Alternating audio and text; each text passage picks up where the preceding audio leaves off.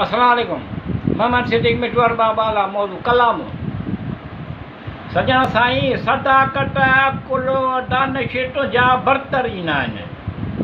सजना साईं तुंहिंजूं ख़ुशूसियाती पंहिंजियूं आहिनि। मख़सूस ख़्यालात अफ़कार तौर तरीक़ा, मख़सूस ख़्यालात अफ़कार तौर तरीक़ा तुंहिंजे इख़्लाक़ी ख़ूबियूं घणेई आहिनि। सजना साईं सदाकत अकुल दानिश तुंहिंजा बरतरीन आहिनि। सजना साईं तुंहिंजियूं ख़ुशूसियाती पंहिंजियूं आहिनि। सालिह नेक मक़सद जे लाइ हालात खे, सालिह नेक मक़सद जे लाइ हालात खे अहिड़ो भलो किरदारु सजना साईं साज़गार बनाईंदा आहिनि। सजना साईं सदाकत अकुल दानिश तुंहिंजा बरतरीन आहिनि। सजना साईं तुंहिंजूं ख़ुशूसियाती पंहिंजियूं आहिनि। फ़लसफ़े जे इल्म में सचाई पुख़्तगी आहे, फ़लसफ़े जे इल्म में सचाई ऐं पुख़्तगी आहे। शहर तुंहिंजा पुरलुत्फ़ ऐं ख़ुशनुमा आहिनि।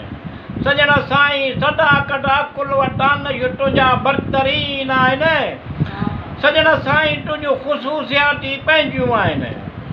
इन्नमल अमाल बिनियात साफ़ दिल दारो मदार, इन्नमल अमाल बिनियात साफ़ दिल दारो मदार उनजा कम मोहबत जे सबब खां कंदा आहिनि।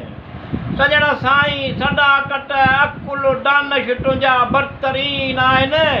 सजना साईं तुंहिंजूं ख़ुशूसियाती पंहिंजियूं आहिनि। वाबस्तगीअ जो अहसासु कमाल अहिड़ो मक़नातीसी जज़्बो, वाबस्तगीअ जो अहसासु कमाल अहिड़ो मक़नातीसी जज़्बो मिठू अहिड़ो जो सलाहियत माहौल वणंदड़ ख़ुशगवार बनाईंदा आहिनि। सजना साईं सदाकत अकुल दानिश तुंहिंजा बरतरीन आहिनि। सजना साईं तुंहिंजियूं ख़ुशूसियाती पंहिंजियूं आहिनि।